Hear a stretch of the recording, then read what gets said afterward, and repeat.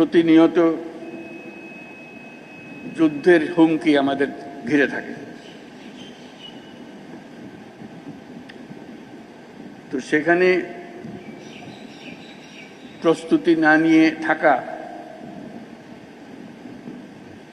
এটা অসম্ভব হয়ে পড়ে। এখন আমরা যখন কথা বলছি তখন আমাদেরই কাছে ভারত পাকিস্তান যুদ্ধ হই হই অবস্থার মধ্যে রয়ে গেছে।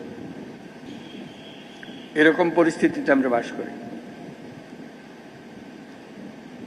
তো কাজেই এই পরিস্থিতির মধ্যে প্রস্তুতি না নেওয়াটা আত্মঘাতী, এবং প্রস্তুতি নিতে হলে আধা-আধি প্রস্তুতির কোনো জায়গা নেই। এটা এমন এক পরিস্থিতি, জয়ই তার একমাত্র অপশন। পরাজয় এখানে কোনো অপশন হতে পারে না। কাজে আমাদের যে প্রস্তুতি, সেই প্রস্তুতি কত উচ্চ পর্যায়ে আমরা নিতে পারি সেটার চেষ্টা আমাদের থাকতেই হবে। কিন্তু আজকাল যুদ্ধ এত ব্যয়বহুল একটা ব্যাপার,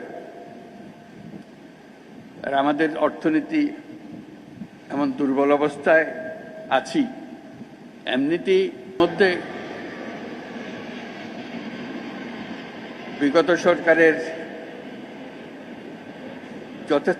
যথেচ্ছাচারের কারণে যা ছিল তাও লুটপাট হয়ে গেছে। এই পরিস্থিতিতে আমাদের সামগ্রিক স্ট্র্যাটেজি ঠিক করতে হবে। শান্তির দিকে আমাদের হাত বাড়িয়ে রাখতে হবে সবসময়, কিন্তু প্রস্তুতিতেও থাকতে হবে।